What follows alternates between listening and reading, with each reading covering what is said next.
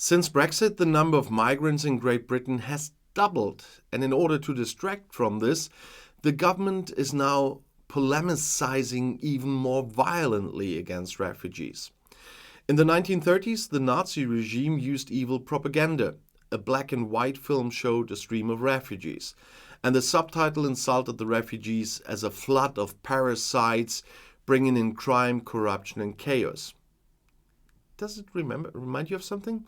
In 2016, an almost identical image emerged, and this time of refugees crossing the border from Slovenia into Croatia.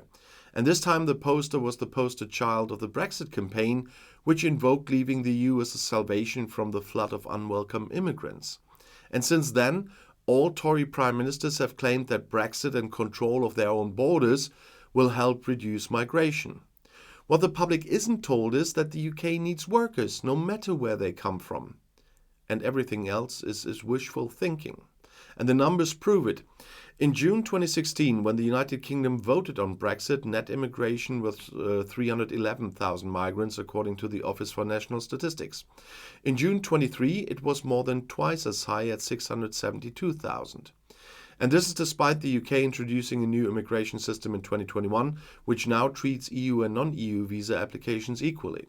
Net immigration is the difference between 1.2 million people who came to the UK for a long stay in the 12 months to June 23, minus the 508,000 people who left the country. And there's a reason for this massive increase. While the influx of EU workers has fallen by 75% to 129,000 people since 2016, immigration from countries outside the EU has quadrupled from 237,000 to 968,000 people. And the politically controversial 45,000 boat refugees who recently crossed the English Channel illegally each year hardly make any difference here.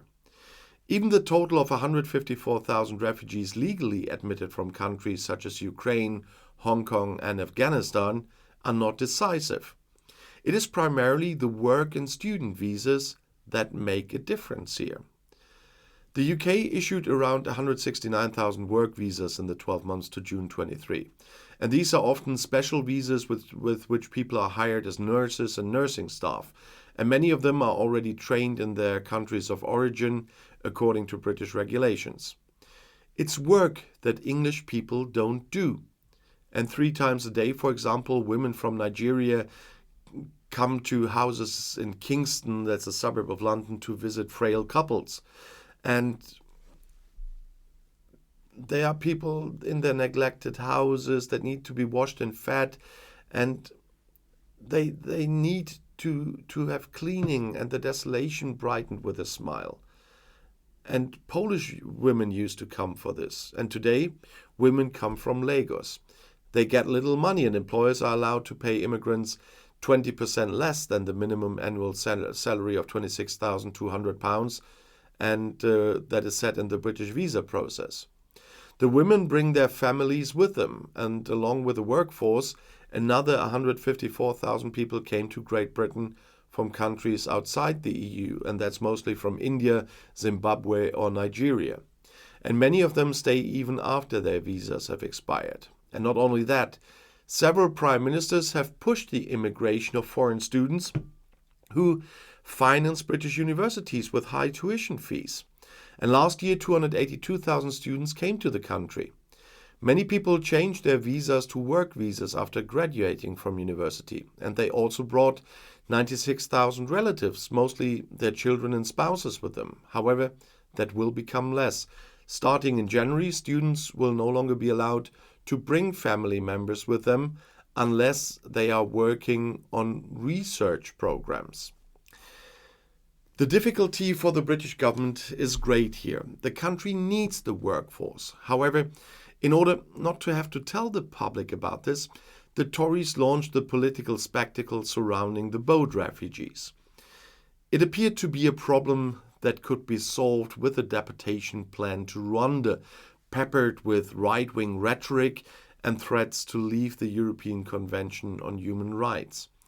But the plan didn't work. Not only did the Supreme Court reject the deportation to Rwanda as against the law, the plan called for by former Home Secretary Suella Braverman to withdraw the provisions of the Human Rights Convention, of the European Convention on Human Rights in asylum cases, is also not working.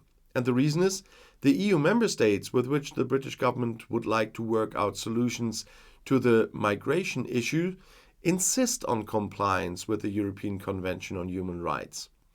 If the United Kingdom opposed this cooperation would be difficult. And the new Home Secretary James Cleverly has admitted that now. And in addition, the European Convention on Human Rights is the basis of the Good Friday Agreement, and with that, for peace in Northern Ireland. Prime Minister Rishi Sunak wanted to present a new deportation agreement with Kigali last week. And with this, he wanted to address the concerns of the Supreme Court. For example, the warning that the asylum system in Kigali was too corrupt. But the plan to send British people to process asylum cases there was rejected by the government in Kigali. And Sunak is acting as if he can solve the small boat crisis by the next election.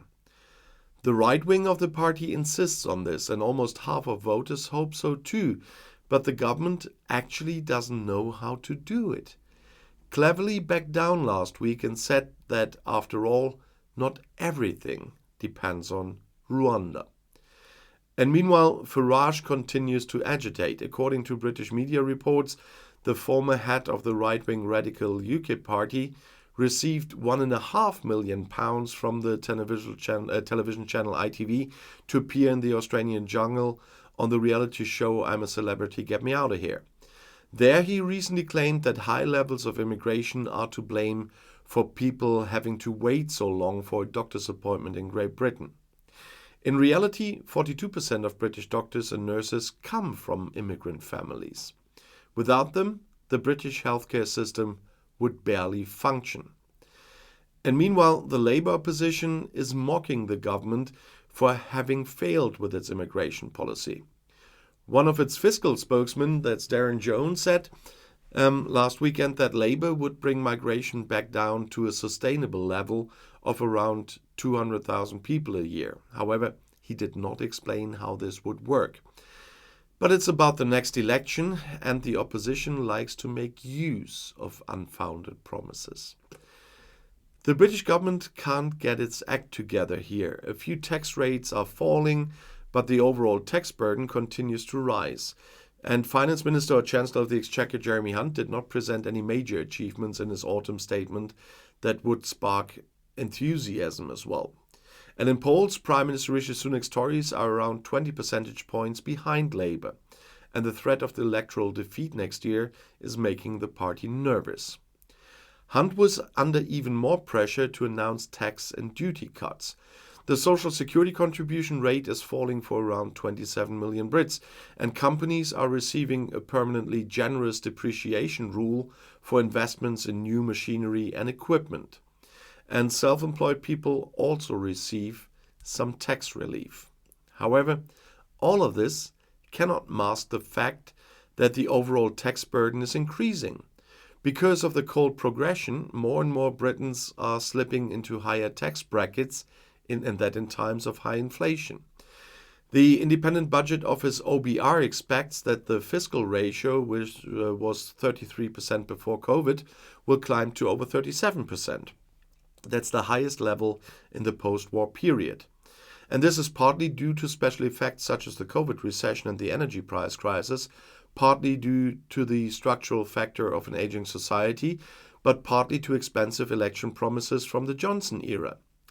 The OECD comparison shows that the tax rate of 33.5% is below the average for industrialized countries and is far lower than here in Germany. There it's 39.5%. But what the British state offers in terms of public services is also below average. Huge waiting times in the NHS, crumbling schools, too little infrastructure investment, and all of this, of course, angers citizens. So it's no wonder that they absolutely are not looking forward to the next election.